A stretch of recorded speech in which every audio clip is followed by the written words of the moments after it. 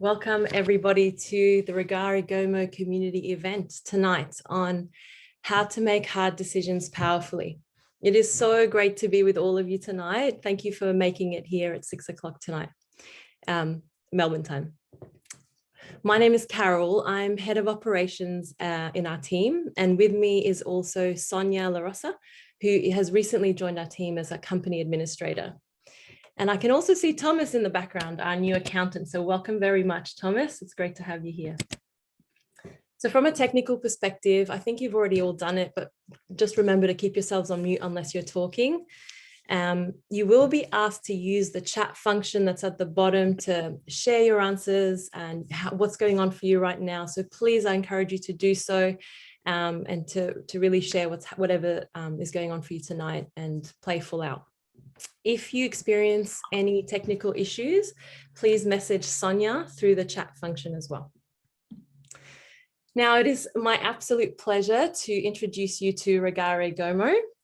Rugare is a high-performance life and business coach. So his coaching helps people to be free and to fulfill on their goals. His job is actually to empower people to live a wondrous life. Not a better improved or a little bit better, but actually wondrous, which is hard to hear sometimes. I know I've never Googled how to live a wondrous life myself before. Most of us are looking for quick fixes on how to improve our lives. So how Rugare works with people actually is with all people from all walks of life and from around the world. He will help you discover who you are, what your purpose is, and to be clear on what you want to choose your life for. Rugare helps people have breakthroughs in all areas of our life. So whether that's your career, your relationships, your finances, or whether that's expanding your business and having your team be on board with your vision, he can support you with all of that.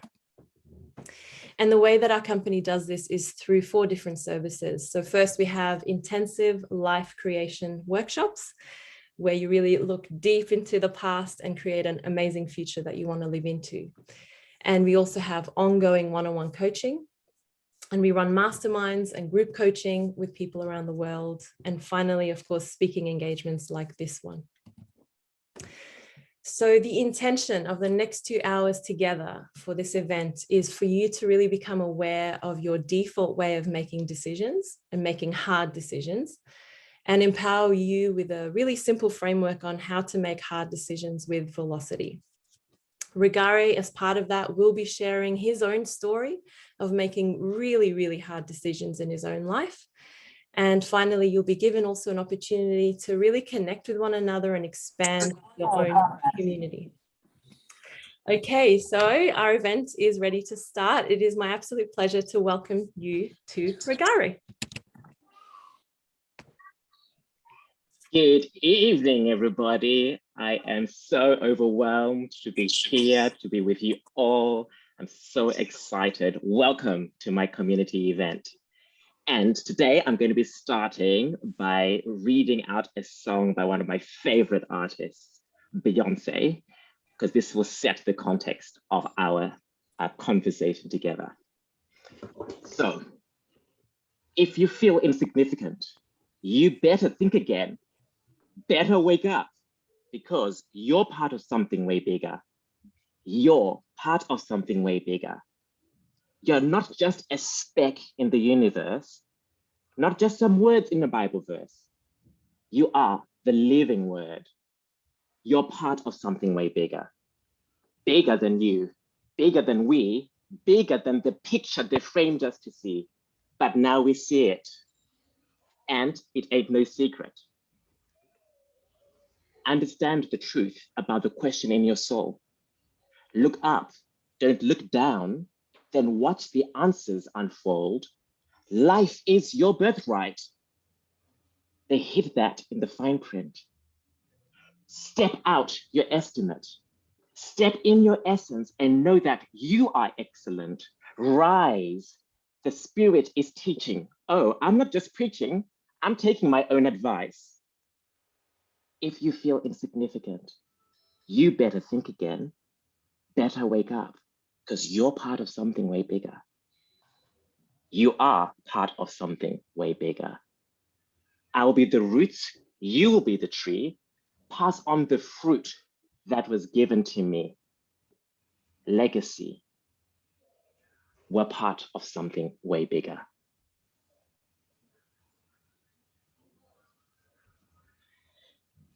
When I heard that song for the first time, I was completely touched because that was felt like a representation of my life in essence.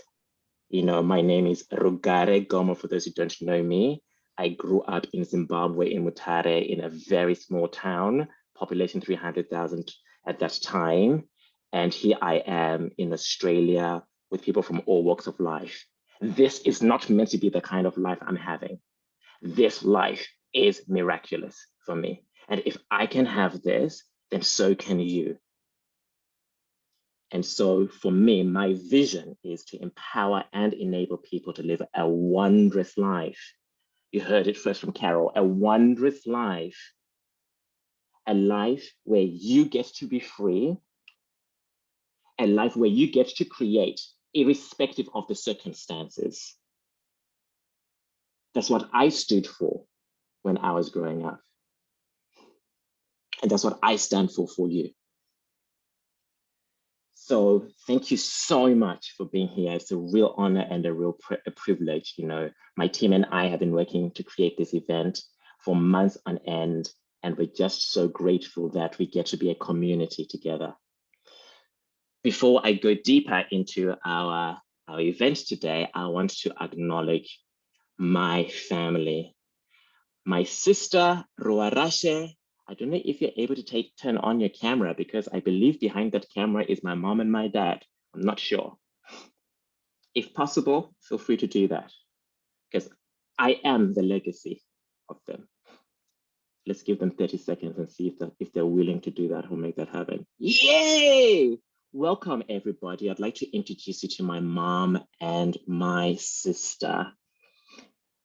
I've not lived with my family for over 20 years, and this is the first time my mom and my sister have come to any of my events. That's how special this is. Hello, Mom. Hi, Rua. I love you both so much. Love you. Hello. So, you know, it's just so moving. That's why I'm overwhelmed today, because I get to have my family here today. You know, my mom, my dad, my sister live in South Africa, and it's ravaged by COVID at the moment, ravaged.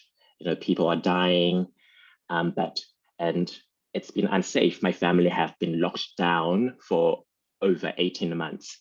So you know how we're having the lockdowns in Melbourne and Sydney? My mom and my dad have locked themselves down for over 18 months because it's very dangerous there. In any case, you know, my mom and my dad are my hero. And I want to share a little bit about that. And I am their legacy. My mom grew up in a rural village. She lived in a hut, no electricity, no running water. And she was one of the first women to go to school in her village. My dad never had an access to education. He used to walk barefoot to go to school, night school, after working.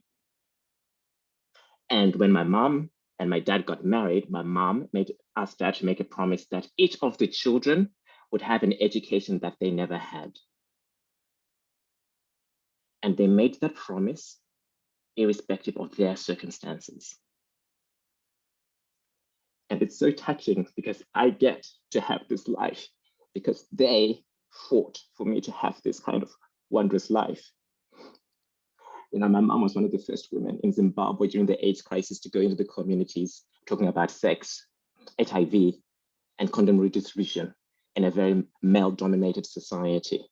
She used her voice despite the cultural limitations. My dad has been passionate about youth leadership, street kids programs. He used his life to make a difference to the hearts and minds of young people. So today, as I'm talking to you, I'm expressing the legacy of my mom and dad, who had the courage to let me go when I was 16 years old, with the hope that I would have a better future and a better dream, a better life than they had. So I'd just love you to take yourselves off mute, and I'd love to give a round of applause to my family because you get the benefit of who they are. If you can take it.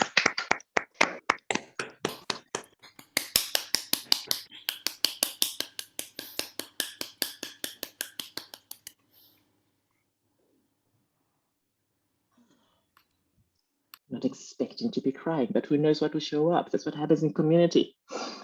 So, you know, my theme for the year, every year I have a theme, and this year it's called Being Vulnerable and Bold Leadership.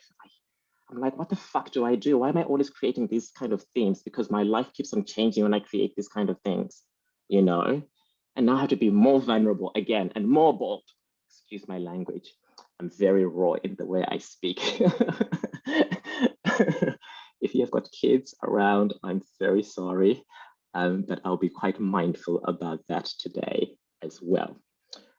But in coaching, when I coach you one-on-one, you get the warts and all. Warts and all unfiltered.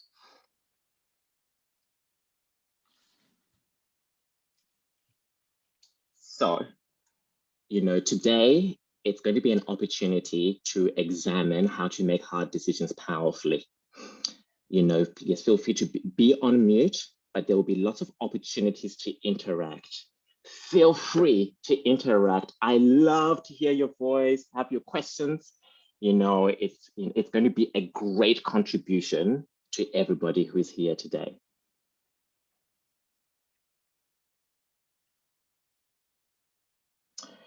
So we are here today.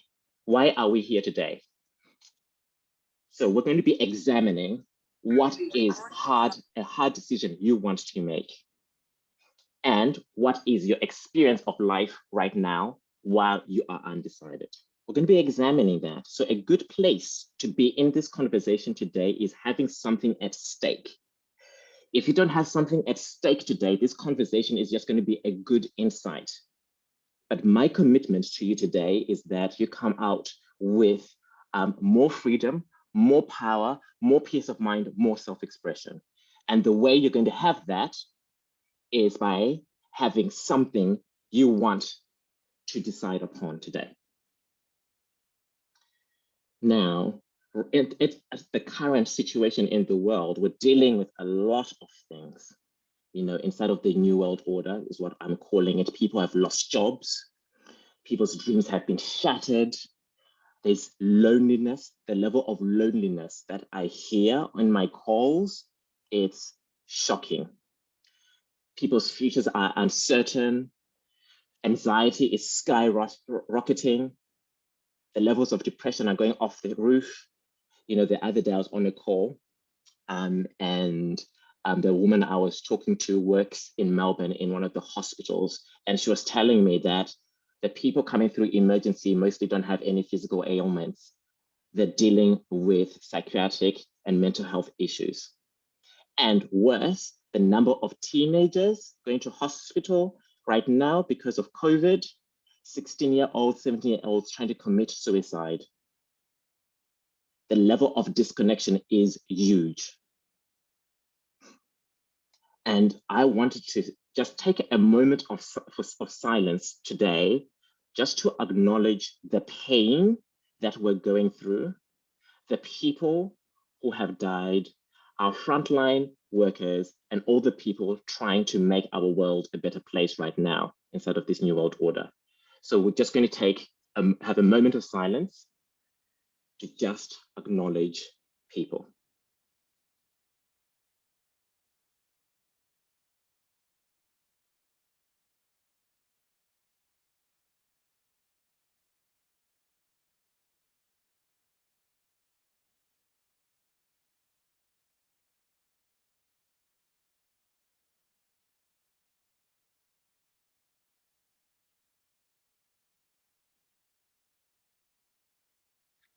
Thank you very much, everybody. Despite the New World Order, you are stronger than you think you are. Way stronger than you think you are. And today, I want to examine that with you. So what I want to start with is by looking at how we operate as human beings. So we're going to see the context of how we make decisions. How do we make hard decisions powerfully? So to understand why decision-making is hard, we have to understand ourselves. And most of us don't go to school or had an education to understand who we are or how we think.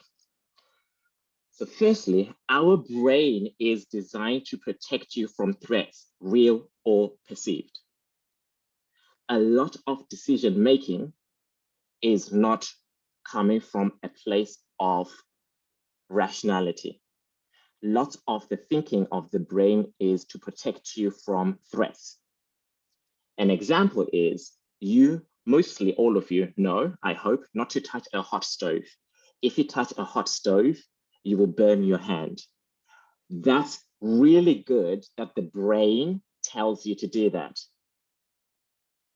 When you're walking through a safari, for those who walk through safaris, and you see a lion, it's a good idea to run away from the lion because you may be mauled by the lion. That's a good use of the brain. But the problem with our brain is it doesn't distinguish perceived threats, things that are not real. So, for example, public speaking. How many of you have wanted to public speak, but say, I won't do it, I don't have enough confidence, I'm going to be a failure, I'm going to look really bad. How many of you have had that experience? Clear. Now, question, will you die if you public speak? Most people will not die. Very unlikely that you will die. So, but the brain deals with, you're not good enough. I'm going to fail as a threat, no different from touching a hot stove. But as human beings, we don't distinguish the two. We don't go into life like, oh, if I'm going to do public speaking today, I'm not going to die. You're like, fuck no, I'm not public speaking. I don't want to be in shame today. And then you move on to the next thing in life.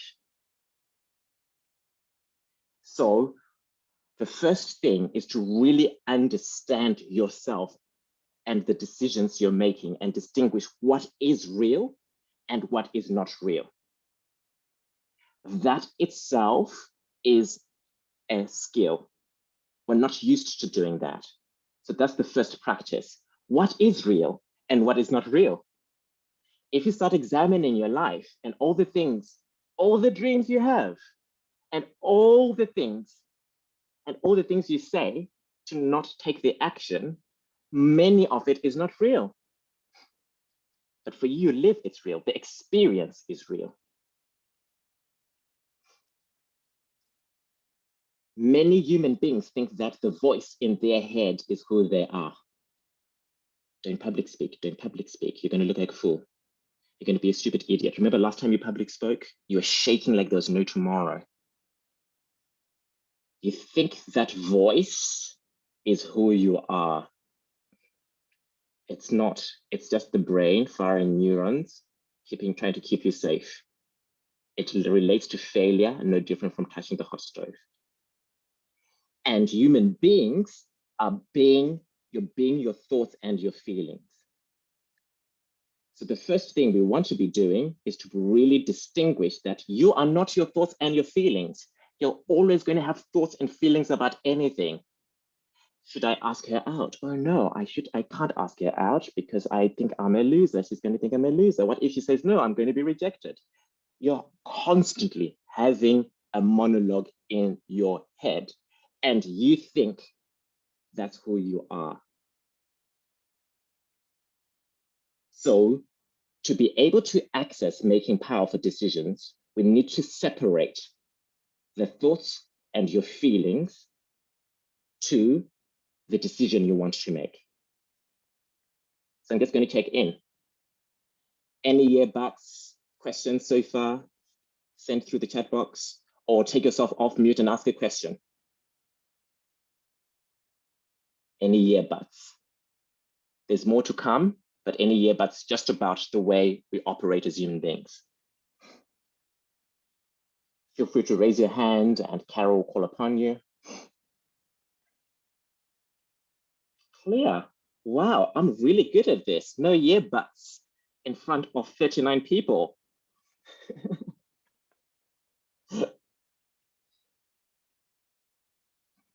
So I want to create a simple framework for making hard decisions powerfully. So the first step is to first identify the decision you want to be actually making. What is the hard decision you want to make? You'll be surprised to know that by asking that question, some of you don't actually know what's the hard decision you want to make. You may have lots of thoughts and feelings about life, but you might not actually know that there's a decision you want to make. That could be shocking. It's really great to write out what is the decision you want to make. It starts bringing clarity to what you're bumping up against. Step 2, speculate on what is stopping you from making the decision. So you look at your feelings, your view of yourself, and your view of what would happen. And it's a good thing to write it all out. You want to start understanding the thoughts and the feelings you're actually having towards the decision or the action you want to be taking. Because if you keep it in your head, you keep on thinking that that is your reality. When you can get it out of your head and bring it out on paper or in a conversation, you start distinguishing what is really going on for you. Remember, the brain is only designed to protect you, to keep you safe. That's the primary function. Keep you safe. Keep you safe. So you want to understand the thoughts and the feelings that the brain is communicating to you to keep you safe. Thirdly, speculate what it's costing you by not making that decision. This is really, really important. Some of us will just stop at number 2. I'm not going to do the public speaking because I'm not good enough, because that's what my brain is telling me. Of course, you don't add, that's what my brain is telling me, but you really think you're not good enough. But it's costing you.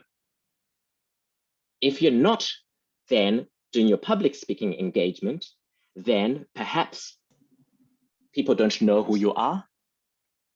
People don't understand your company. You're not making the money you want. And you're wondering, why is it that I have no connection? Speculate what it's costing you. Now notice I keep on using the word speculate because none of this is the truth. It's a speculation. It really is a speculation. But it brings clarity to the impact of this decision you want to make. Then, fourth, speculate what could be available in your life if you made this decision.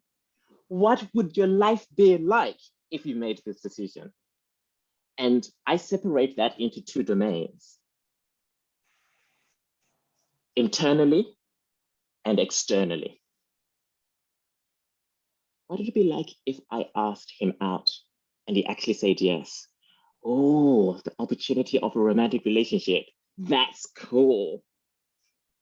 What would it be like if I set up a meeting with the investor? Oh, but I'm so scared. Number 2, I'm so scared. I'm not good enough. I don't have my pitch deck.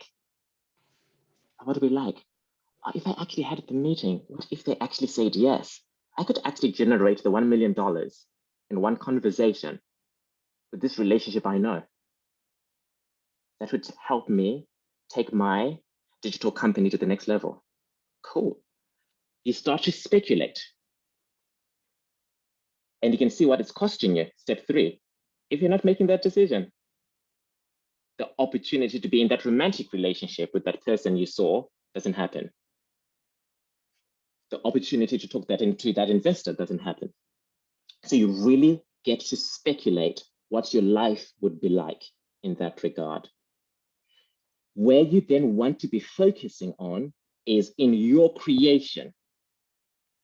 When you are in step 4, that's when you're starting to start living outside your thoughts and your feelings, the default part of your brain, which is just all fear-based, typically fear-based considerations. This is where you start to really start creating your life. So I'm just going to pause there. Any questions, any year-buts regarding the framework so far? And Carol, if there are any people in the chat, I'm not looking at the chat, please feel free to read out any comments. Thank you. I have a question. Wait, Rua what's here. your name? It's my sister, yes. So at step 2, what is stopping you? What if there are circumstances, for example, financial, that can stop you from making a certain decision? For example, here in South Africa, a lot of kids would like to go to university, but they're unable to because they have restrictions in terms of getting money to go to university, because the structure here is such that you can't get a job without university if you're Black, because there's still that racial dynamic that Blacks are not good enough. So you need a degree to get a job. What would you do at step 2? Yes, you write down that I have a consideration regarding money. I have a consideration that I won't be accepted, because what's stopping you. I feel that I won't be able to get into university because of the racial inequality. You write it all out. Okay. So you've got to write out all those feelings out to the core. No skimping. Okay. Thank you. Any other questions?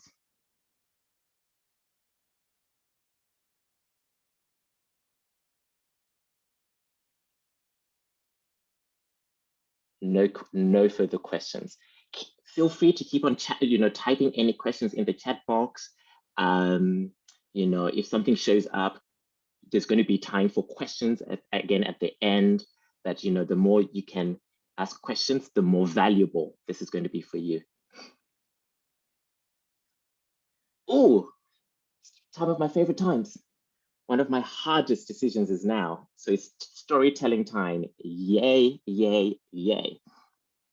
So I'm going to bring this all on the court for you. So when I say on the court, I'm just going to bring it to reality. So insight, without knowing how to do it, insight is useless if you can't apply it in your life. Many of us are insight junkies.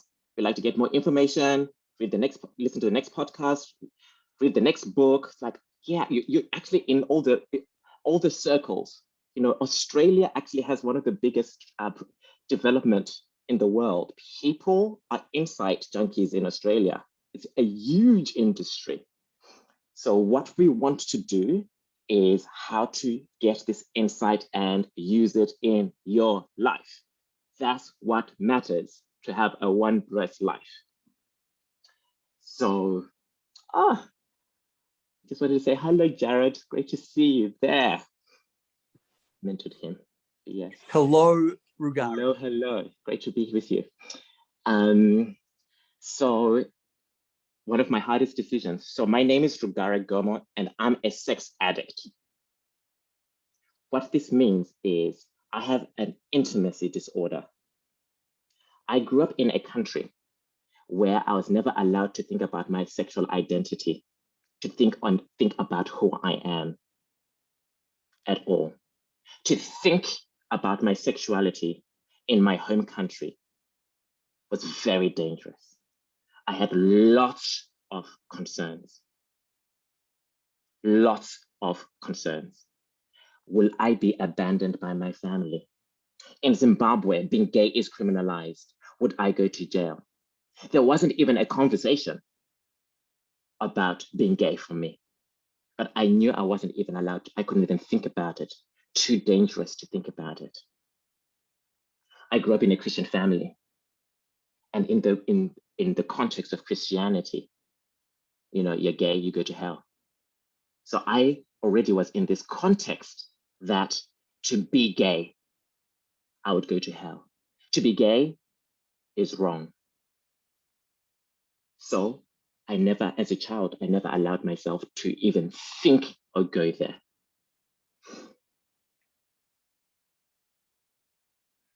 Very painful. Very, very painful. A child being suppressed at nobody's fault at all. The context I was in. Fast forward, you know, I'm in Australia now, and I discover that I'm gay. I resisted it. To even question my sexuality meant that I had to question every single value of mine.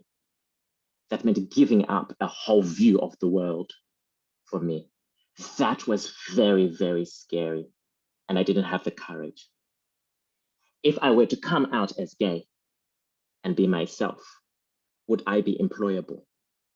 So though I was living in Australia, I still had concerns. Would I get a job? You can take me out of Zimbabwe, but I still have the mindset. I still having the thoughts in my head. Will I get a job?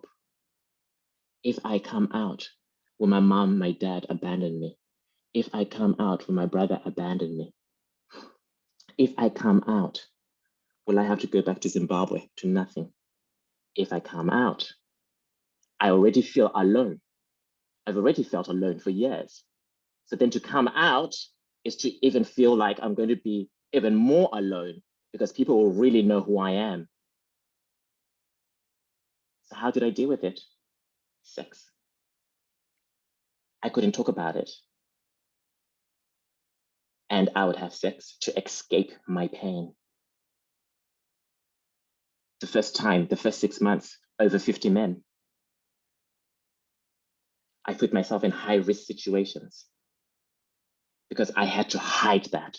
I would meet men in parks, car parks, laneways. You name it. Public toilets. I put myself at risk over and over and over again to escape my pain because I truly believed that if I were to be myself, I would not have the life worth living. What life is it to have no love from your family? What life is it to have no opportunities? To be myself, my brain told me that was the most dangerous thing. I spent my life trying to walk like a straight man. I spent my life trying to have a deep voice. I failed, by the way, just in case you're wondering if I was successful in that demeanor. I failed. I spent my life trying to have a deep voice. I spent my life putting in lots of energy in not being myself. When I started working for this, the first startup I worked in that I grew into a huge company, I had a seat. I had a voice on the board. I would not talk till I was talked to. I couldn't risk the white men knowing that I was gay. So not using my voice was how I mitigated the risk. Now, all of this, I was doing unconsciously. When I would see a black man on the street, I would cross to the other side. I am that person. For me, a black man was the highest risk for me because a black man will figure out that I'm not a real man and they will beat me up. That's what my head was saying. And that's how I lived my life for decades. Trying to cope, trying to be somebody I'm not inside of who I am, the decision. Do I be myself or don't I be myself? Do I be myself or don't I be myself? So, of course, the whole thing is traumatic. No fault of anybody. It's very traumatic. The therapists say I've got complex PTSD, no different from if I'd gone to war and fought a war, or no different if I'd been sexually abused. No different. And that's the depth of the trauma for not having the ability to be myself.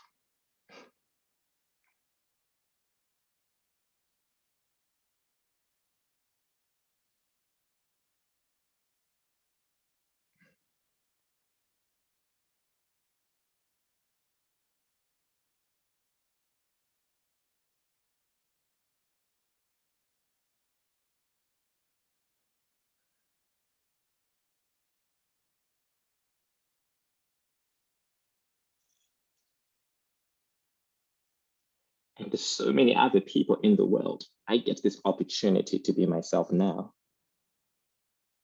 You know, I drew the line in the sand that I remember being on calls with mom and I was like, nah, I don't want to have boring calls with my mom.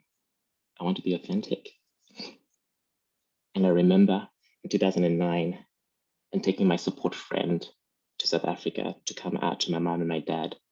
One of the most scary things I've done. Remember, I said my mom and my dad, they grew up in a rural area. What do they know about gay? Very little. But I was refusing to be inauthentic. It was killing me.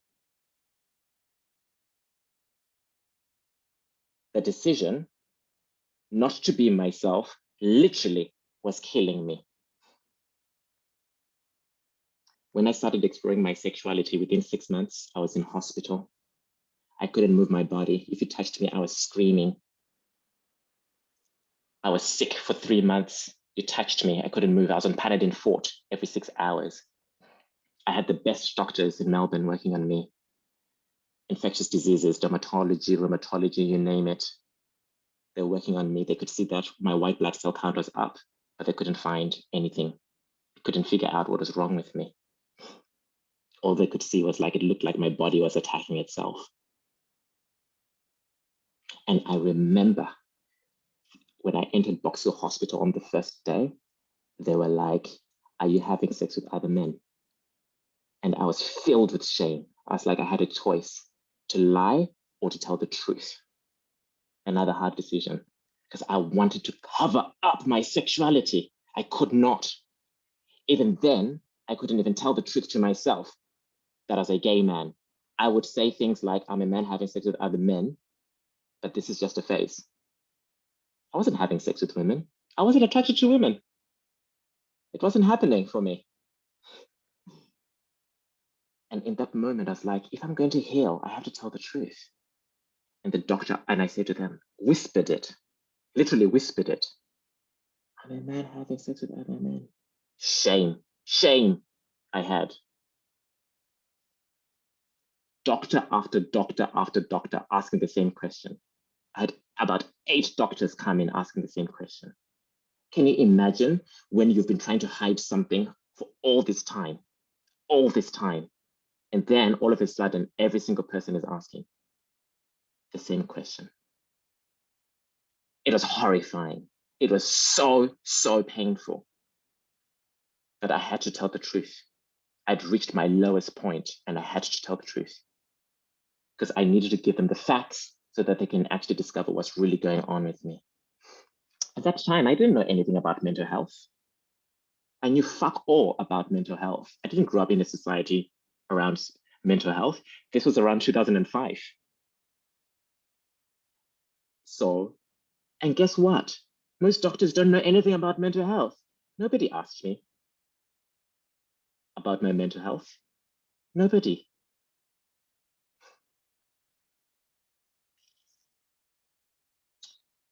I had to figure out a way to deal with this.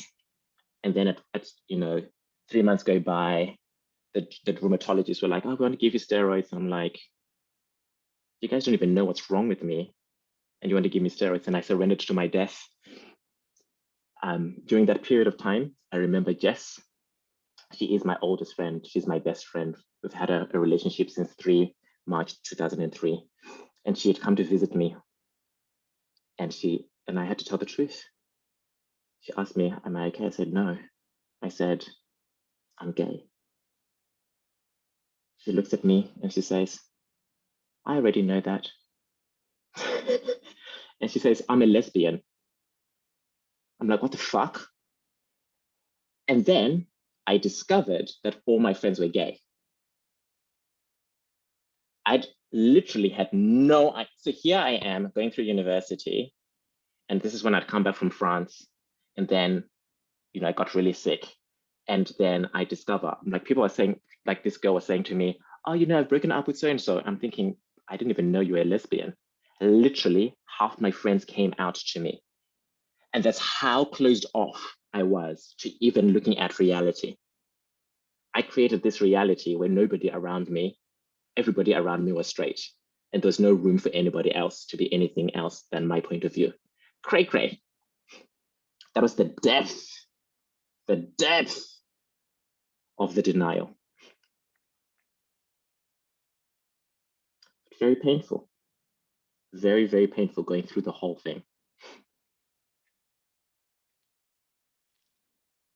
So, I escaped using sex as my medication.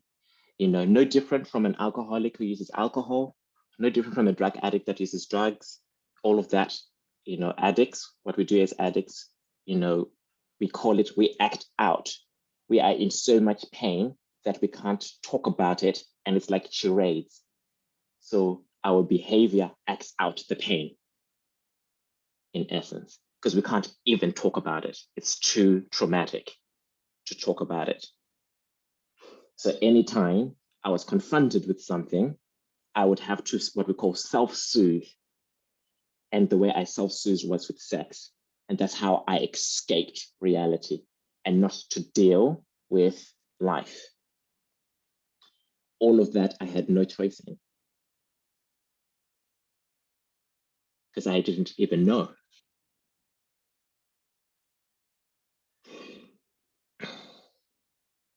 But it was inside of that decision to be authentic when my life started shifting. The hard decision was to be authentic and to be me, irrespective if I lost my entire environment. I was scared of losing all my uni friends. I was scared of losing my family. I was scared of losing opportunity. It's already hard enough being a Black man, a Black and gay man. Nobody chooses to be. Why would I choose to make my harder? It's already hard enough. And to add gay, Black and gay, that's how I saw it. My life is already hard as a Black man. It's going to be harder as a gay man.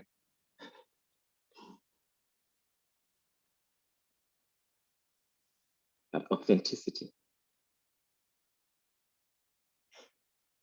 So in my journey then of being authentic, of course, I'm grateful for my mom, my sister. I had this beautiful conversation with my mom and I told her I was a sex addict.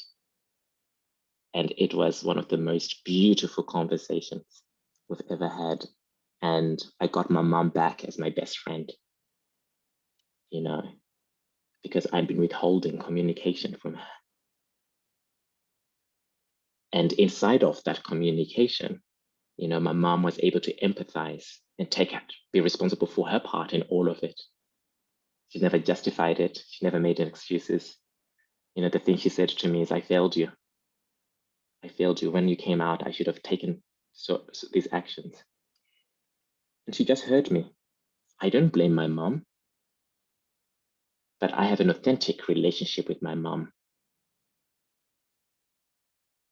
I would die knowing that I had an authentic, loving relationship with my mom because I had the courage to tell the truth. That's more precious than anything. But did I know I was going to get that result? No idea. No fucking way would I know I was going to get that result.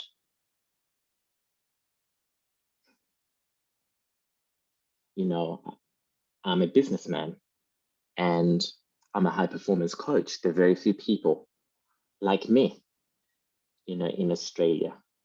And, you know, I have lots of amazing conversations with my mom, and my mom had a concern. She said to me, who's going to want to work with you as a Black gay man in Australia? You can imagine her background. My mom has gone through 2 wars. She had to go through bombs, African reserves, because of the principle, white is better than Black. Of course, she's going to have concerns for her son. But I wanted to be a businessman. And as a result of my being authentic and going after what I wanted, I have a business. But it's not just a business, it's a life. To call what I do a business is actually degrades what I do. I use my life to empower and enable people to live a wondrous life. And I use all of my life to do that. And guess what? All my first clients were men. That could not have been possible. Could not have been possible. Because I was terrified of men. But once I got to see that those thoughts, what I was projecting was not the truth. What became available is connection with all people. Daniel, Ronnie, you're here. You're one of my first clients. James Shadrach, you're one of my clients. That's never been possible, and we've got a magical relationship. But that was never possible if I hadn't had the courage to be myself, because I'd been living in fear, complete utter fear. So who I know myself to be is a human being that can be with all people from all walks of life.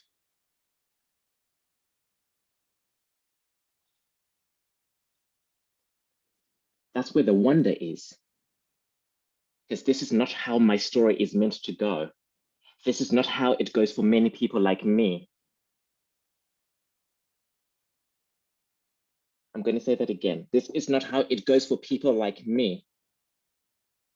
People like me enter into more shame and can't exit the cycle, and they kill themselves.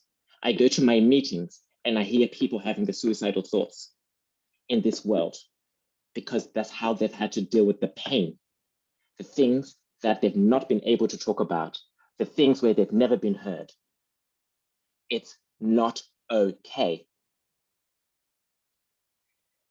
The things that you've been dealing with in your lives, it's not conceptual for me. I've gone through many of the things you guys deal with in life. It's not a concept for me. And I've broken through a lot of things.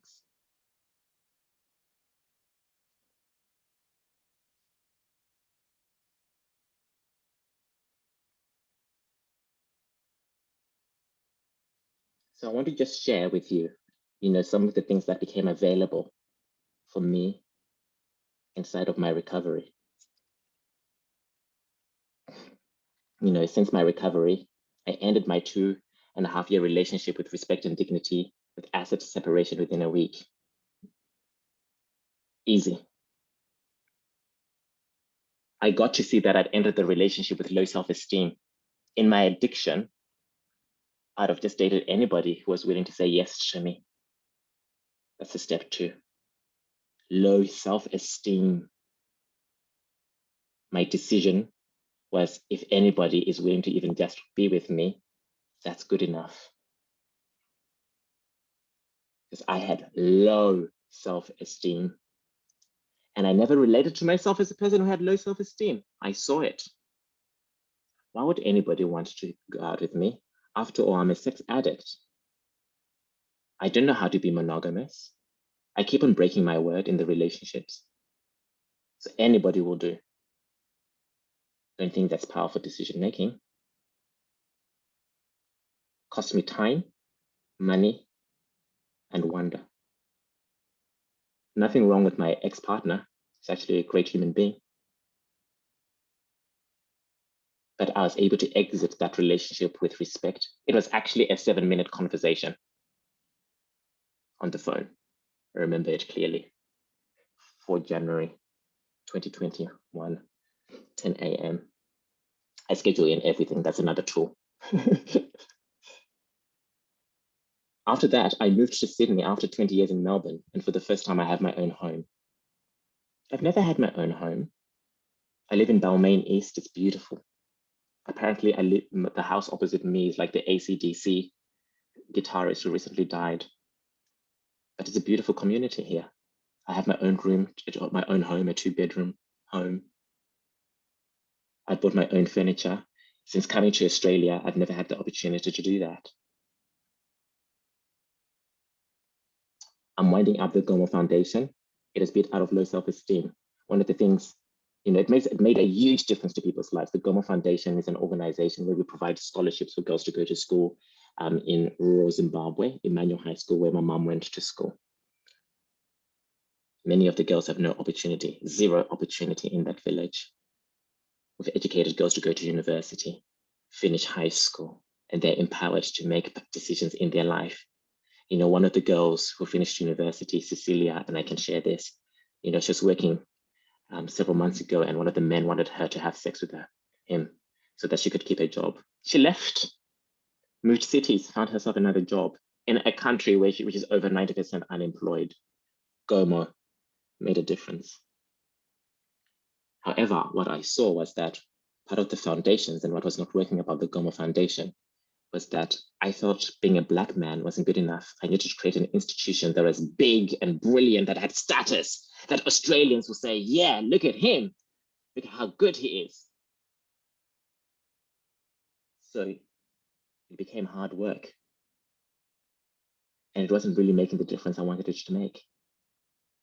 And worse, the structure of not-for-profit doesn't suit my style. Australia is one of the most restrictive organizations, doesn't allow for creativity or innovation. And I'm limitless. I'm limitless. So I made a decision with, an extraordinary board, partners from all walks of life making this difference. But it's unleashed so much energy into my world and into my relationships. I created, Karen Finch is here, CEO and founder of Legally Yours. We created a partnership, in Black Lives Matter. I was like, I want to make a difference from people. And I created a program, a leadership program, the first of its kind with Monash University. And some of the participants are here, some of the students are here. Welcome, welcome. And, these students, some of them are going to become high court judges. Some of them are going to become barristers. Some of them are the game changers of our entire society. And I make a difference. Karen Finch and I are making a difference. I have money, and the fear of economic insecurity has left. For many of you, for the people who are Black here or migrants or come from a minority group, you get what it is to have economic insecurity. I have no choice. If I fail, I have no family, I have no blood family in Australia. If I fail in my business, there's no home to go to. There isn't, I'm moving in with mom and dad. That does not exist for me. There's no back door.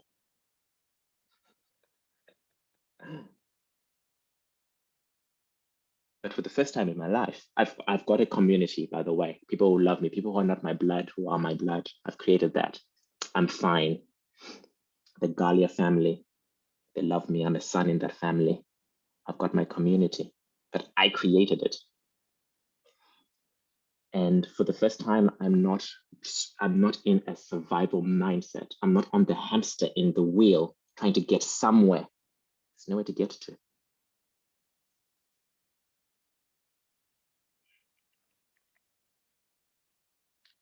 I accept myself as a gay black man. I'm free. I am free.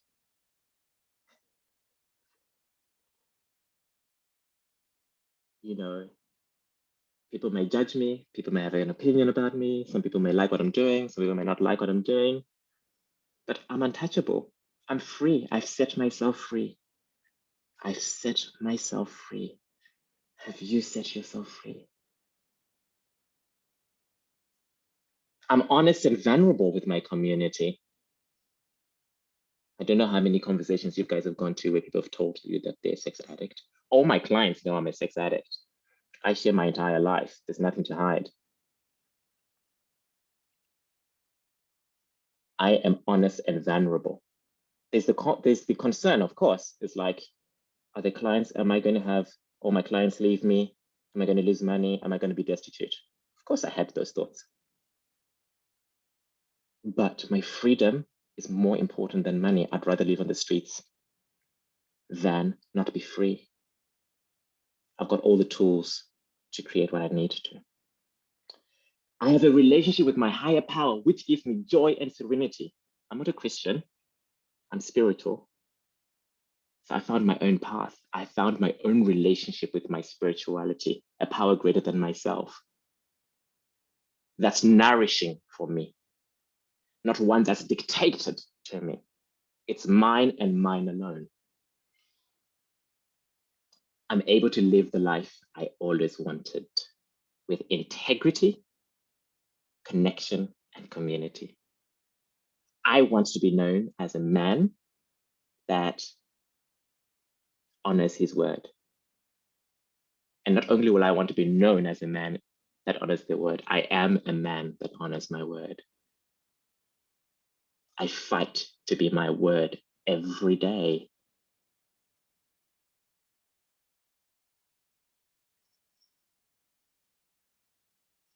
So that's a difficult decision I've made, to tell the world I'm a sex addict.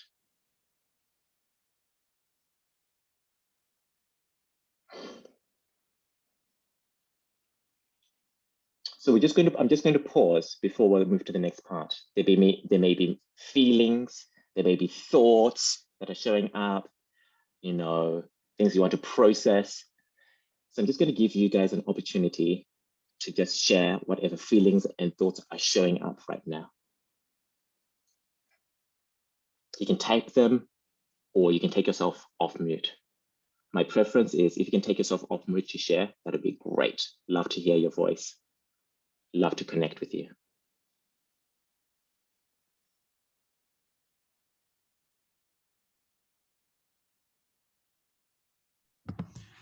One of the things that comes up for me, Rugare, and thank you so much for sharing. James.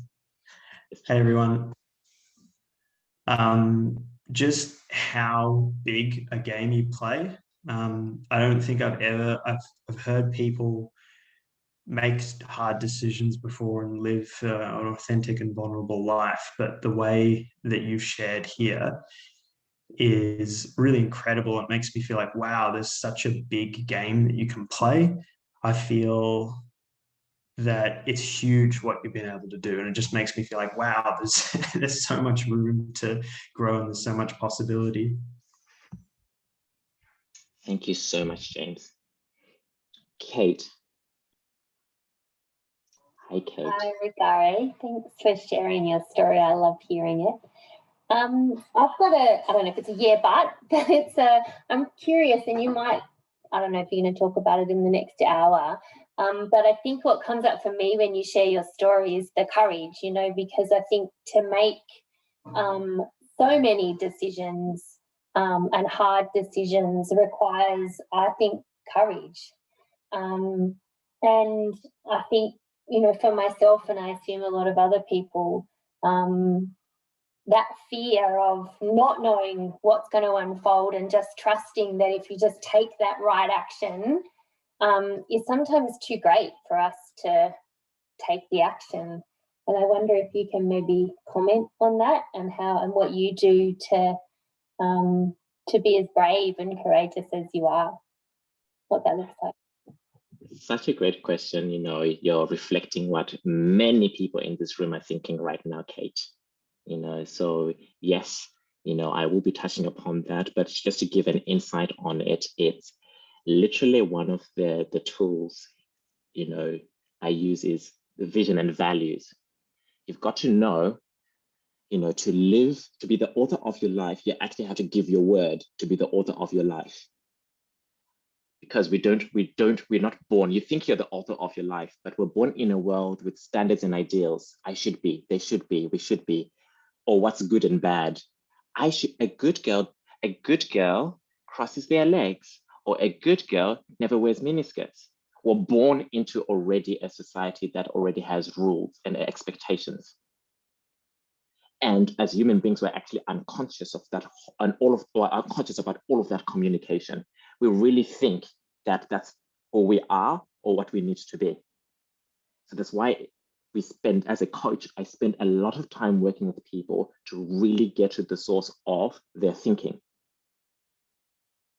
and show people that it's not your thinking. You're born into a context with all these thoughts. Your education, you should be an engineer. Don't do fashion. You won't get a job if you do fashion. Too risky. And when we trace it back, mom, dad, teacher, older brother.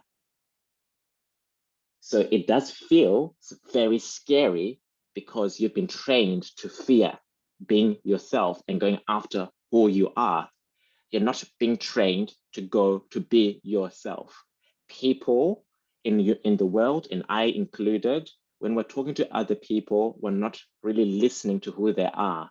We're just sharing our fear to other people. Don't go, to get a mortgage, you should go with one of the top 4 banks. Don't go with the little banks, that's too dangerous. And you think that's the truth. So of course, it's very scary because there's no agreement to be who you are. But this is the problem.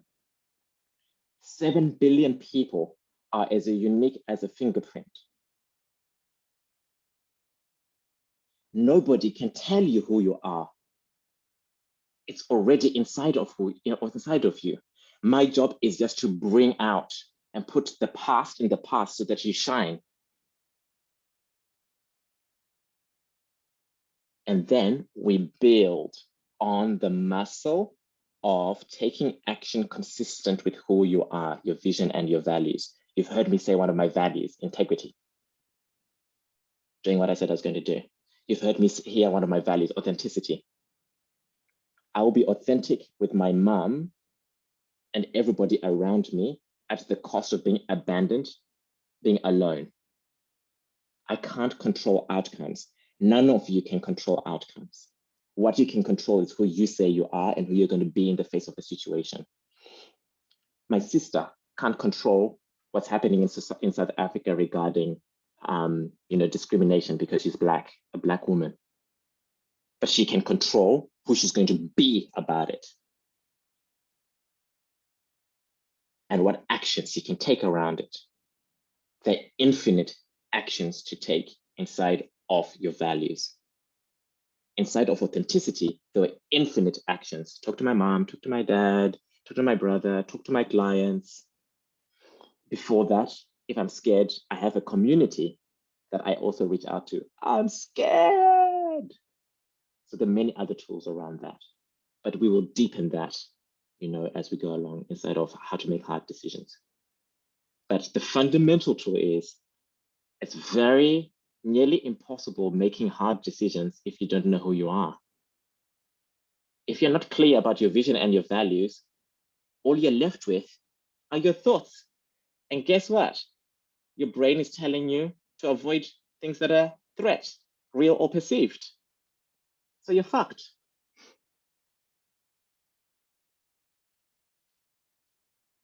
Karen. Oh, sorry, before Karen, does that give you a taste, Kate? Thank you. Hi, Karen. Hello, Rugare. Just beautiful. I promised I wasn't going to cry on screen, but anyway, I just did it anyway. You're incredible. But one sort of observation that always stands out whenever I'm in a room, virtual or in person, otherwise with you, is that, and I don't know if this is my legal kind of training and my legal brain mindset, but I was always of the view that if you went through a course or you did something or you did a program, you would come out perfect at the end. And so I know that when I started working with you, I had this preconceived idea that I was going to be a completely different human being afterwards. You know, I wouldn't have any fears, any insecurities, and I would be, you know, almost superhuman, and that would be my gold star at the end. But I think the biggest thing that you have taught me since you've come into my world for the last couple of years is that I'll always be my imperfect self, and that is just perfect, just the way it is. And I think tonight, with you sharing so vulnerably and so authentically, it's a really big reminder that, you know, even you, with all of the wisdom and the skills and the toolkit that you have, you are still we are still human. We still, you know, have the same thoughts and feelings, but it's then how we can elevate and go beyond that and not get stuck in those moments. And so I just wanted to emphasize what a huge gift that you've given sort of myself, but I'm sure for many of us out there. And thank you for sharing. Oh, you're so welcome. Thank you so much, Karen. And you're right. I'm no different from any single one of you. I'm exactly the same. We have shared humanity. I'm scared. I have fear. But the thing that I have is a toolkit to deal with that. But it starts with who I said I was going to be, and then taking the actions consistent with that. And I'm going to give some more examples shortly. I'm just going to check in with Carol. Carol, are there any questions in the chat? None, my love. Yeah. One more person, if anybody else wants to share. Hi, Vinita. Hello. Great to see you. Nice to see you, first of all. So good to see you. Good to see you too. I think that when you were talking, it reminded me of the 4-minute mile, the story of Roger Bannister, who a long time ago, everyone believed couldn't run a mile in under 4 minutes. And, you know, the power of our mind and the limited thinking that we have is really the only thing that stops us in life, because back then he was told, you know, don't do it, you're going to die, it's not humanly possible. But the interesting thing about that story is once he did actually run the mile in under 4 minutes, very soon after, in close succession, a lot of other people managed to do it. So it was almost like, well, he's done it, now I can do it. So if we can get to that stage where we open our mind out to possibilities that we can do what it is we want to do, then I think that's very empowering. Bam, bam, bam, bam, bam. That's practically it, you know, and that is, you know, why I work hard to transform myself in every area, because, you know, my clients start with students all the way to multi-million-dollar people running multi-million-dollar companies and more. And I'm in the game transforming myself to give that away so that they can see what's possible too. If I can't have this conversation, if I can't be this vulnerable, I'm asking all my clients, all the clients I work with, I ask to be this vulnerable, period. And the results they get in their life is off the charts. It's unprecedented life. Unprecedented. It's a new life. It's not a better, improved life. It's a wondrous life. And they still have their fear, whatever that may be, but they have the tools to deal with it powerfully. That's wonder. No different, you know. Is it Jeff Bezos is going into space if he hasn't already gone into space? I think he just gone into space. You're going to just start seeing how many people are going to start going to space. It's humanity. We've got a shared humanity. My job is to role model that. So as a high performance coach, I'm in the game side by side with you, looking at your life exactly the way you're looking at it, feeling it, thinking it, so that we can have those breakthroughs together. I'm going to move on. Thank you so much for all the sharing so far. So let's break it down. A hard decision I made. Should I let my clients know I'm a sex addict? Step one. Step 2, barriers are faced. Riddled with shame, fear. Am I putting my business at risk? Am I going to lose my money? Is my reputation going to go down the drain? You hear it. Oh, that person had a scandal and all the brands are pulling out. By the way, I don't have any brand endorsements. I'm Rugare Gomo and I'm wholly Rugare Gomo. I own my company 110%. I have no brands regarding that. But there's that conversation. You see it happening to other people. So should I take the risk? For me, yes. As I said, I'll come to that in step 4. Sometimes I get ahead of myself. I go off script. Then step 3. What's the cost of not making this decision? I was going to be a fraud as a high performance coach. How can I ask my clients to be vulnerable when I'm not? I'd feel disconnected from my clients, experience internal pain, shame, and fear. I would be in those cold conversations thinking, oh my God, I'm hiding something, I'm hiding something, I'm hiding something. You guys know what it's like when you're with a person and you think, oh my God, they're going to find out. How do I keep this compartmentalized now? How to keep my groups different? That friend should not meet that friend because what I said to that friend is very different from what I said to that friend. My life is not compartmentalized. How I talk here is literally how I talk to my mom and my sister and my dad. I'm no different. So, am I committed to this cost? Hell no. Hell no, no, no. So, what would become available if I took this decision? There's the opportunity of love, having authentic relationships, connection and intimacy and wonder, getting to experience my life outside my thoughts and my feelings. I had this thought that I might lose my entire business if people know. Step 2. But since I had the courage to take the action, I didn't lose one client. My business is growing. Another way said is the difference I'm making to people's life is growing. But I had no control over those outcomes. That's not within my control. What I can control is who I say I'm going to be. I've been making hard decisions from a very young age. When I was 14 years old, I decided to come to Australia. What I had at stake, what that was available for me was my future. I made that decision. The person who arrived in Australia was not the person who is talking today. I was quiet. I talked like this. Didn't make any eye contact. I was uncomfortable in my own skin. I grew up in a context that white is better than black, not necessarily even spoken out, you just knew. That I'm gay, people shouldn't find out. But I had to find a way.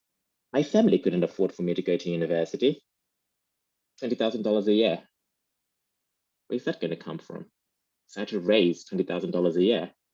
So I learned to talk to people. By the way, that's just school fees. Don't forget food, accommodation, living in Melbourne, and all the ancillary things.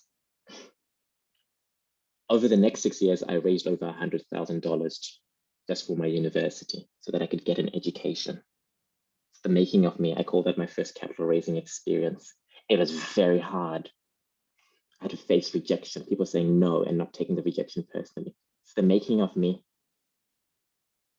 I can ask and people are free to say yes or no to me. It's not personal. Another tool. Coming out as a gay man, my freedom. I'm free. I would not be silenced. I will use my voice. I've never used my voice this way. It's just elevating. The more I have my commitment to freedom, the more I see where I'm not free and the more actions I take. So how I'm free is by investigating where I'm not free and taking actions to be free. Living the legal career, that's my identity. I came to Australia, I became a lawyer. I invested a lot of money into becoming a lawyer. Then I worked in a law firm, one of the best. And I gave that up. I had stories. Nobody's going to take me seriously as a high performance coach. There's so many bullshit coaches out there. People are calling themselves life and business coaches. They're useless, useless, useless. And they're not making people a different life. I don't want to be categorized in that. But this was the problem. There was a problem. You'll hear more about that. Starting the Gomu Foundation and winding it up, people who have been vested, people who have been with me from day one regarding that. Girls' lives at stake in Zimbabwe. But I've made that decision. But I've done that with power. The program and the girls are being taken care of. We've partnered with Action on Poverty to take over the programs. Living my relationship, my happiness, changing my team, working with people that match my vision. Carol has been with me for ages. I can't remember how long, but we've gone through the thick and thin of it. Carol is a high performer. Without her, this whole company doesn't actually happen. And all my clients know that. I just show up and speak. The PowerPoint presentation, Carol made it. The event, Carol made it. Carol does it all. I just show up and do my thing. We're a team. But I had underperforming team members whom I love, but it wasn't consistent to where I'm heading. It's faster, start roll, go straight. I don't know, has the person gone on mute? Okay, great, wonderful, thank you. Winding up my law firm, that is my identity. I ran my own law firm, Simbisa Law, it was amazing. Worked with many people, I talked to over 200 people a year. People up to stuff, wanting to make a difference, setting up businesses, growing, it's extraordinary. But I gave that up. And this is what I got. My law firm wasn't making the difference to people's lives, the difference I wanted to make. I saw many people just wanting to get a quick fix, but I was more interested in them having the tools to have a really good business. And many people were not interested in that. They wanted a quick, another terms and condition. They didn't want to have the authentic relationship with potential shareholders. And so it was very normal for me to help a person set up their business, enter into their business relationship. 6 months later, they're coming back to me for the legal dispute, which will cost 3-4 times. I saw many businesses ruined, not because it wasn't a good business, but not because of the quality of the communication and the relationships with the people. It was horrifying. And I just couldn't justify taking people's money when I knew that they were going to come back for their dispute. Living my community and moving to Sydney. That's my freedom and my happiness. I've always wanted to live in a warmer climate. I'm an outdoors person, beautiful walks here. I live by the wharf, there's a ferry, and it's so easy to do walks all around. And it's like in Sydney, it's like the nature is practically part of the city for where I live. And it's glorious. But I'd spent 20 years in Melbourne. I'd never thought I'd ever leave my city. Melbourne is my home,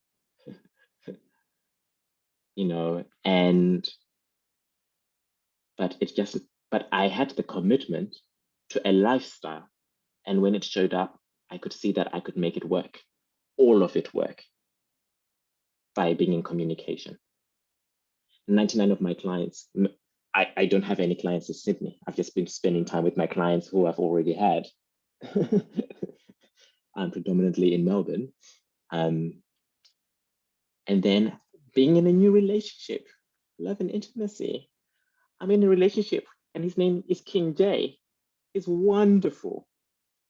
I have the freedom to love and be loved, to want and to be wanted. And I love it. And it's healthy.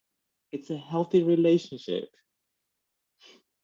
And we have values together as well. And I'd like to read some of my values with him, which make it extraordinary. One of my values, love. Our love is our strength. Our love washes all fear. Our love heals. Our love breathes life. It breathes and creates life. That's one of our values. Our second value, Respect, our conduct and our behavior, our words flow from our love. We want each other to be honored. We honor each other in how we show up for each other. That's our word. Those are our agreements. So I've been making hard decisions from a very young age. And this is just like a drop in the ocean.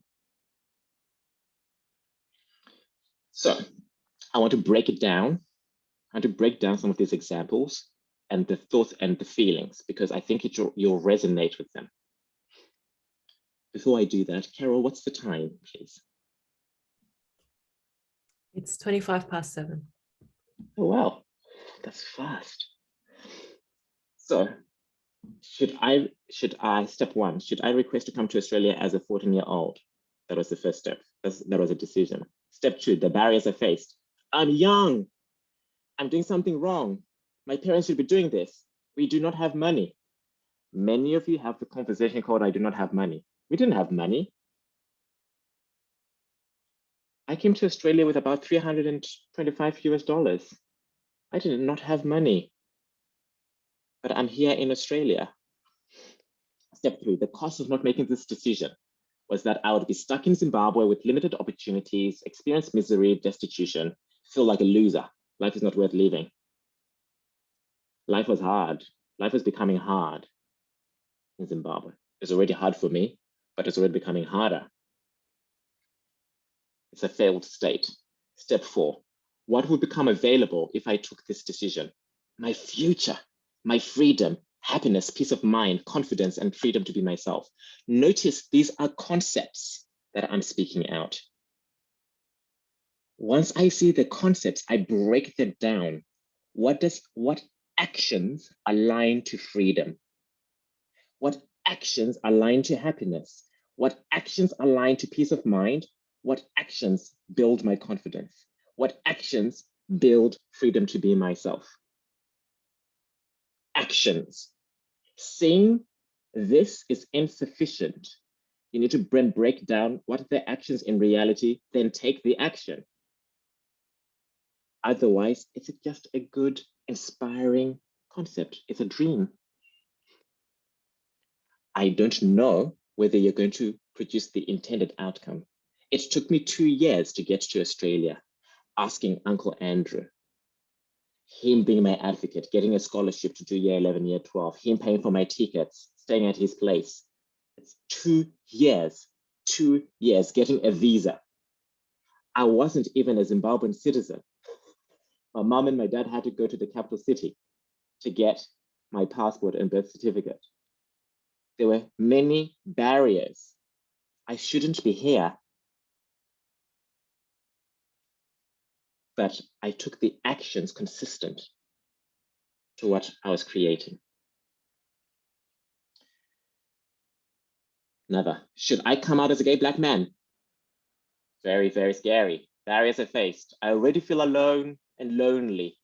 All my communities will abandon me. It's already hard being a Black man. Coming out as a gay Black man will be 10 times harder. I'm going to go to hell. Who's ever going to come out as a Black gay man with that conversation in their head? We may be fortunate that we have equality in marriage right now. But the reality is, in Uganda, I would still be killed and go to jail. What's with the Middle East?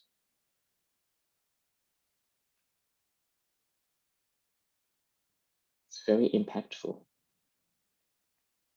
But I still choose to be out. Let me put it in context. I get messages from people from different parts of the world, just happy to see me just being myself. It gives them the courage to start taking the next action. People who are pretending not to be themselves, just by me posting a photo, wearing my band. I wear this band everywhere, so that maybe a person of my skin color who's living in another group knows that it's okay. I'm one of the ones. There are other people like you. So that's my commitment to the world and to the young kids. Should I leave the legal profession and wind up the law firm? That's step one. Step 2, the barriers I face. I've spent $100,000. My status. Oh, you're a lawyer. You're a lawyer. Oh my God, you're a lawyer. My mom and my dad think they're friends. Our son is a lawyer. He's a lawyer.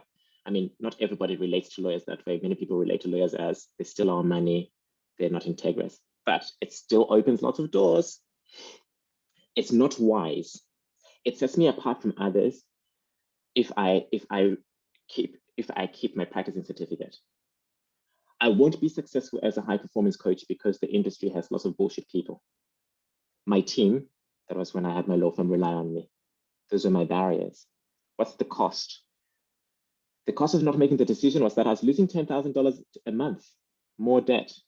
So I was running my law firm and my coaching business. My coaching business was making money. My law firm wasn't. And all my money was going to prop up a law firm that wasn't working. Once I wound up the law firm, I became 10% profitable overnight. Like that. More energy. I'm not working night and day. Typically, my schedule right now is I start my day at 10 a.m. I sometimes wake up from 4:30 to 10 a.m. It's all about me. My self-development, reading, work, journaling, writing, so that I can be for others. That was never possible running a law firm. Step 4, what would become available if I took this decision?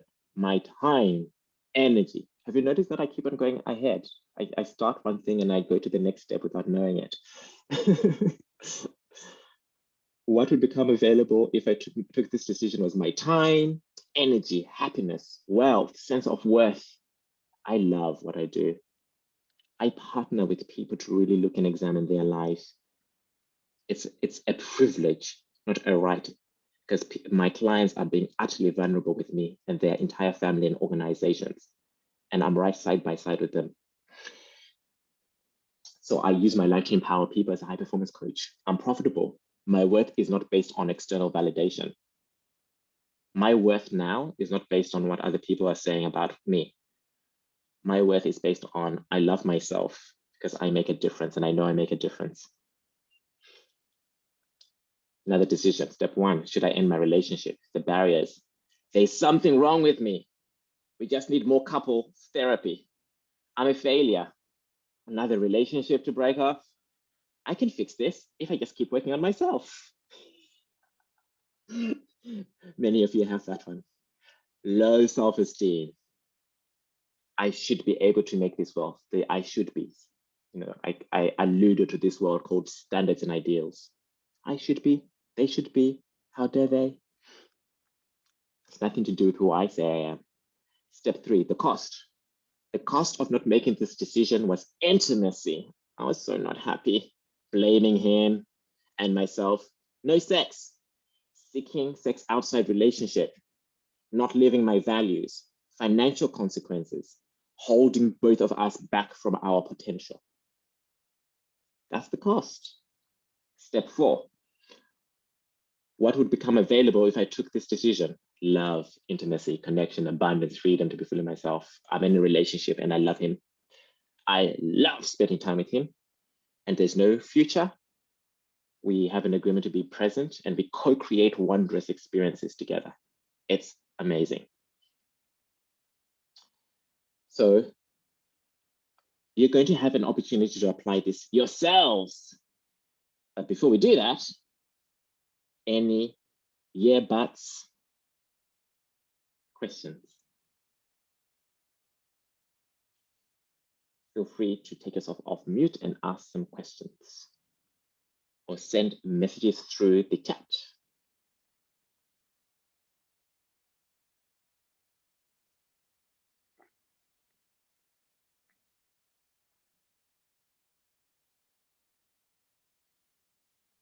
Great.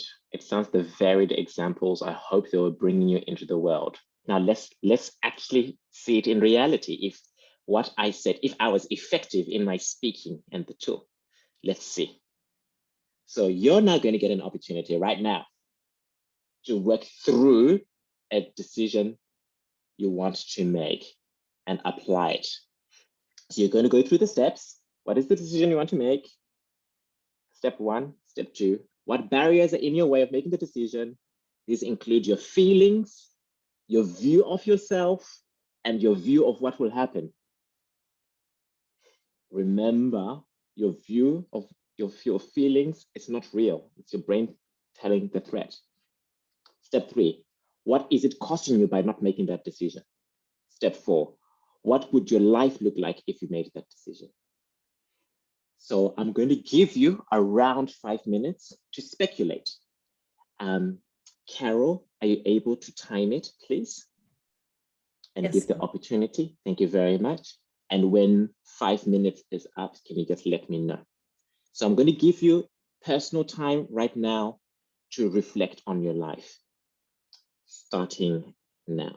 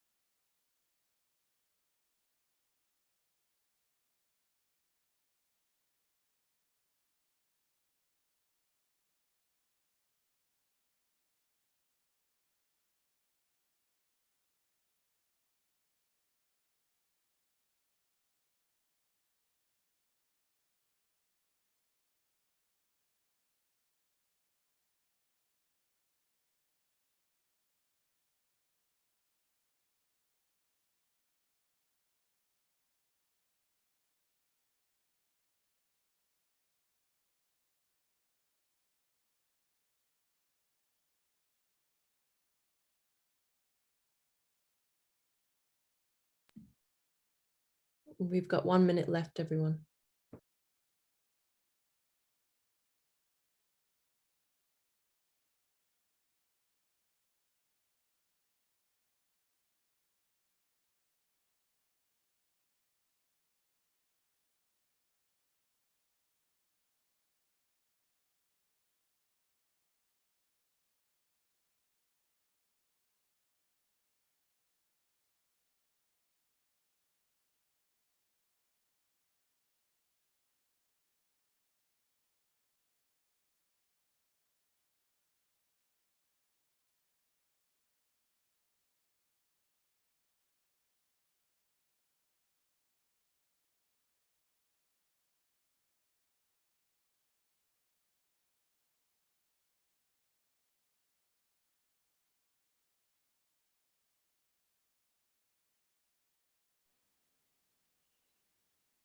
Okay, everybody. I'm just smiling to myself because I used to see my mom and my dad in action doing, similar things, facilitating workshops. I'm such my parents' child in every way. We try not to be, just end up being their children. Anyway, so I'd love to hear from some of you what you've worked through. What's a hard decision that you've made and would like to go through the steps. And then there'll also be an opportunity for somebody who got stuck and get coached. But who would like to be vulnerable and open? Roa Rashe, go. The video on in the chat. Okay, it's not Roa, it's the mother. It's mom. Yay! Hi, mom. Hi. Okay. What I would like to do is to move from this house. The reason why I would like to move from this house is we came from another province last year when I actually retired from my position. We came to this, it's a 3-bedroomed house. And we only used 2 bedrooms.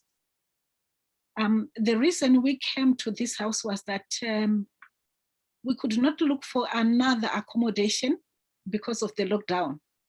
So we just came to what we thought was available. So what are the challenges in there? That's the number 2 step. The biggest challenge we have is the lockdown. And at present, there is the numbers of COVID, and they say the Delta variant is actually very high. So for us to go and look for accommodation is sort of very challenging. What would be the benefit if we were to leave this 3-bedroomed house? The benefit would be we would get rid of a lot of things which we have kept in this home. Some came from Zimbabwe 15 years ago. They're still in here. And they're older than Rugare. I'm laughing because Roa is adding that some of the things are older than Rugare. So anyway, if we were to move into a 2-bedroomed house, definitely we would give other people a lot of things which have stayed in this home, and we know that we will never use them. So what would be another benefit? Definitely we would save money if we go into a smaller house. And I think that's it. Because if we were to move anyway, the biggest problem we have is to just getting rid of things.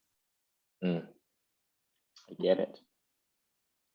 Thank you, Mom, for sharing. And now, for you, what there is to do then is to look at the benefits and start looking at what are some of the potential actions now you can take inside of step 4, despite lockdown. So that's where infinite possibility shows up. So for example, an example is, talking to your community. There may be people in your network that have other homes.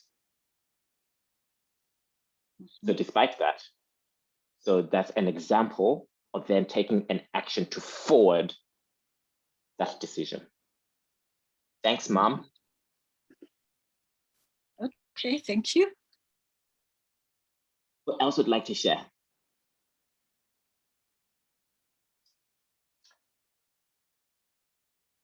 Daniel Roney had his hand up.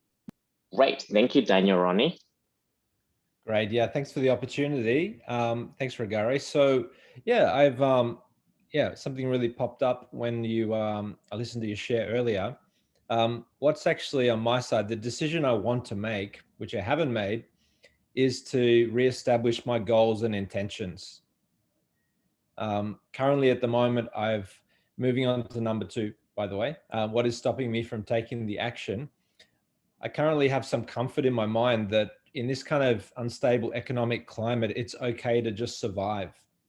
It's okay to through and just stay alive, so to speak, in terms of business, right? So my brain is trying to keep me safe, I think, by stopping me from starting something because it sees that as a risk, that is an unknown, and maybe now's not the time to do it.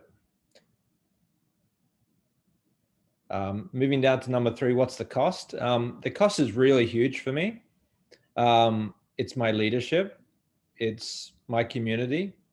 It's the people that don't know what I'm up to because I'm not self-expressed. I'm not communicating to my community about what I'm up to and what we're building and how I'm growing. It's the productivity of my staff. It's the alignment. It filters through everything everything related to my business.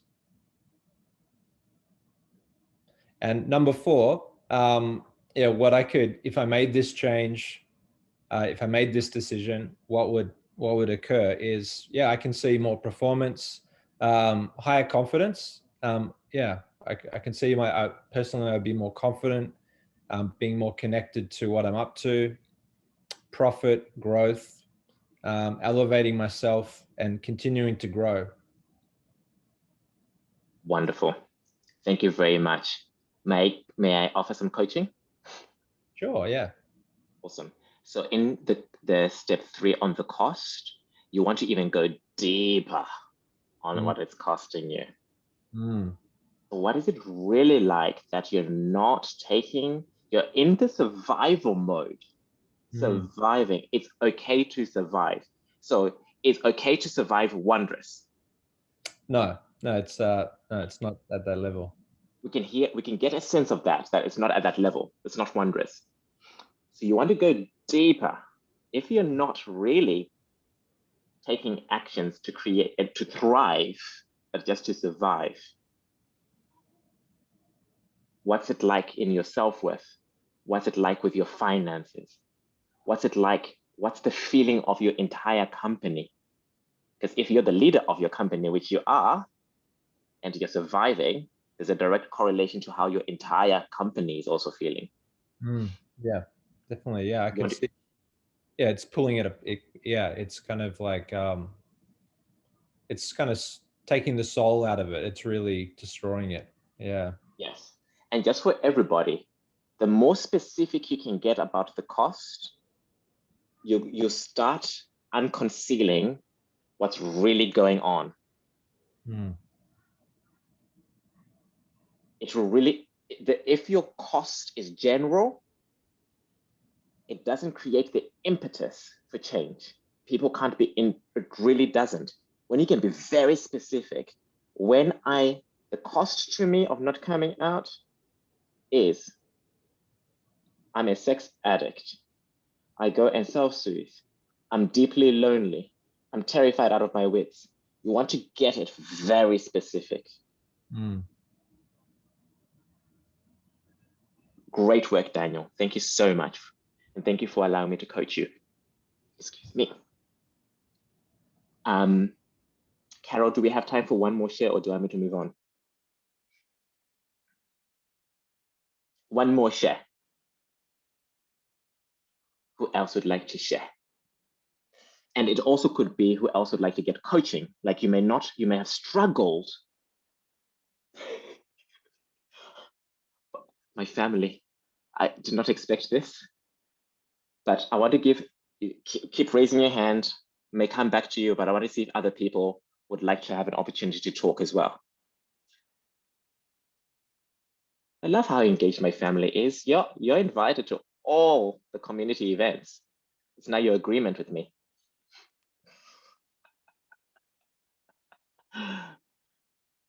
Is there any other person who would like to share?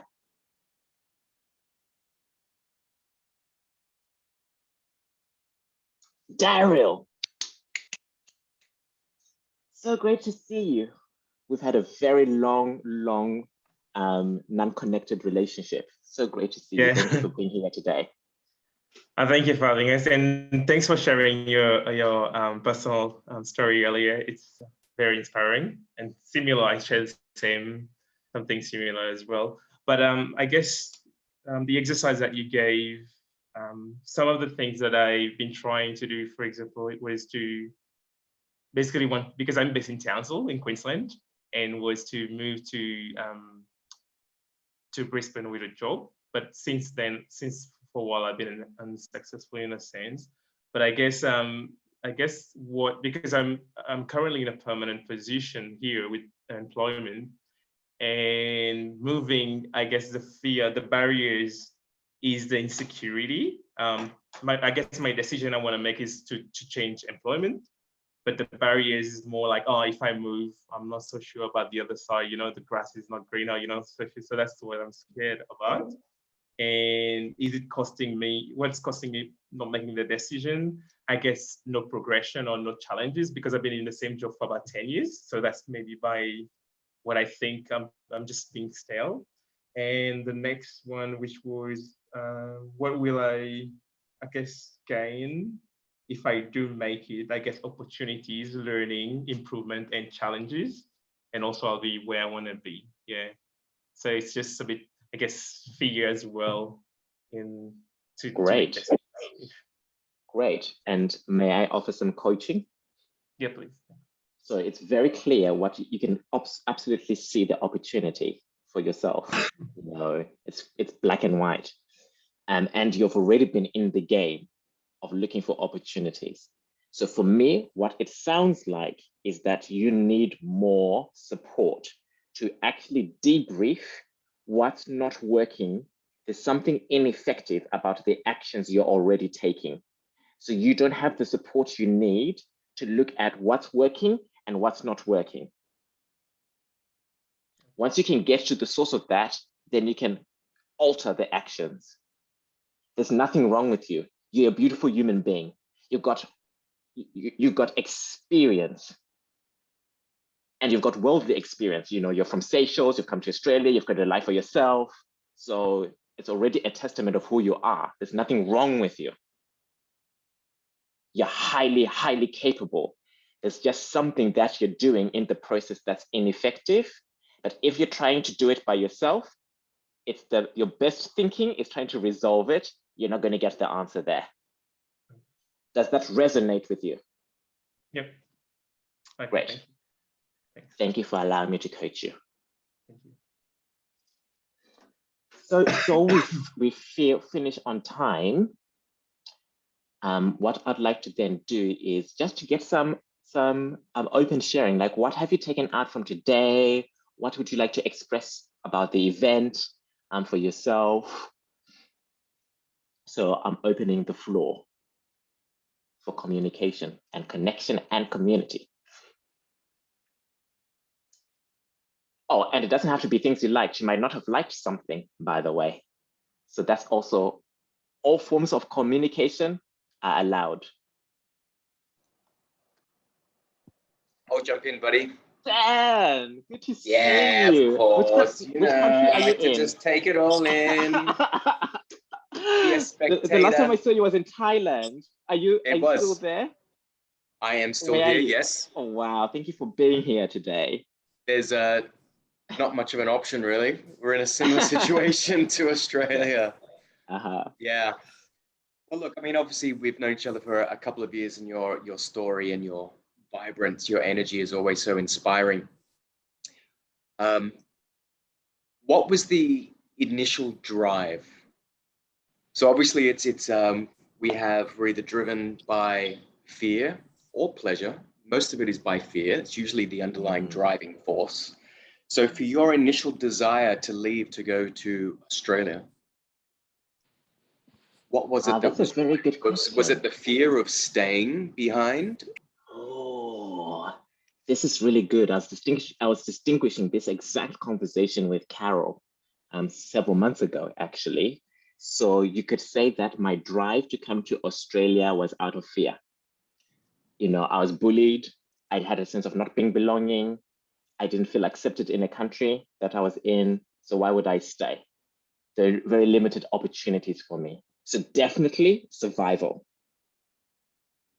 That's what drove me. Necessity. Yeah. Completely. Not wrong, but now where I come from is the problem with survival is that you can end up being on the rat race, the hamster wheel, trying to survive. Because it's very easy to then live in the context of survival for the rest of your life. Some people, we can be addicted to the adrenaline rush of survival because it gives a high that's surviving. So what I've been retraining myself is coming from a different space, the space of just calmness, vision, and values. So I'm no longer, there's nothing to survive anymore. What there is to fulfill my vision, to empower and enable people to live a wondrous life, period. That has been a shift for me. It's something I've discovered over the past 20 years. Thanks for asking your question, Dan. Welcome. Thank you for your answer. Anyone else? I'll jump in. Hello, Hi, Rugare. Jared. Hello, community. It's great to be with you.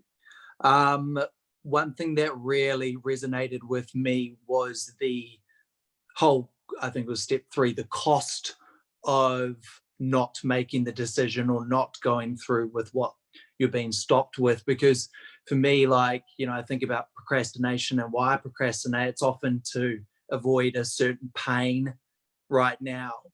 But is the pain of what is at stake way more than the pain of what you're trying to avoid by just doing it?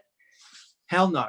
Like, get it done. So yeah, that was really good kind of reframing, like, for me. And the more expensive I can frame that cost in my mind, like, it really paints like the picture of, like, it just makes it so obvious, like, get it done.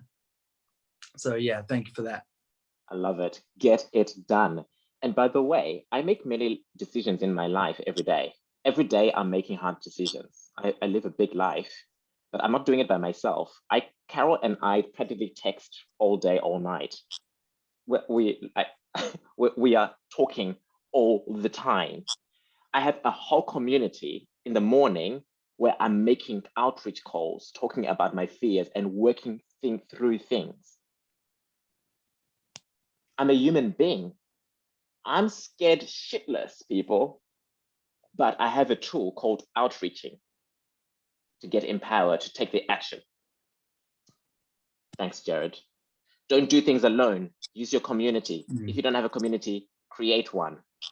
Be part of mine. My community rocks.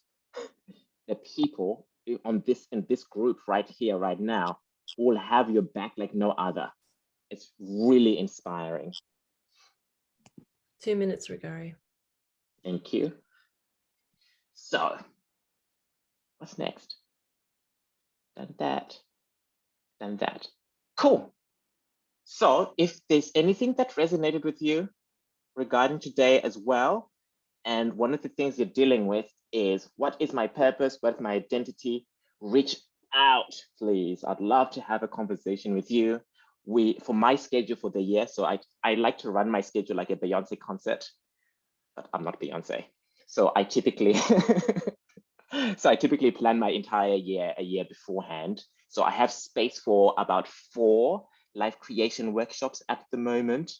So feel free to get in communication with us at connect@Rugare Gomo to have a conversation. In any case, reach out to me for a conversation. Who knows what infinite opportunities and possibilities we can co-create together. So I just want to say thank you so much for your time. You could be anywhere today, but you've chosen to use your valuable time in this conversation. It's a testament of really what you guys have at stake for yourself. Hi, Rachi. I think I've seen you on LinkedIn. So good to see your face. So many of you I've never seen. You've been just linked in, you know, my LinkedIn community that you've chosen to join. So thank you. But I'm just so grateful that you've given me the opportunity, you know, to use my voice, share my message, and hopefully things have resonated with you. What I love is to ensure that you're empowered. You know, I'm grateful that my mom and my sister got to be here today as well. Thank you, Mom. Thank you, Rua. To be part of this aspect of my life you've never seen before. I want to thank the Global Leaders Roundtable. So I run a Global Leaders Roundtable. They've been here supporting, they've invited their community. Some of you are here. It's amazing. I want to acknowledge my clients as well. I only get to do this because of you. You're my partners in empowering and enabling people to live a wondrous life. And also special acknowledgement to the law students, the Monash in law leaders. You're up to stuff, and you've been selected because of what you're up to, and you keep on, it's amazing. The students I work with, they get the tools like this. They literally alter their lives like this. It's amazing to see your development, and I just hope that you use these skills to, and give it away to other people. So thank you very much. It's 8 p.m. So if you have to go, please go. I'll stay around. I love you all. Victoria, great to see you.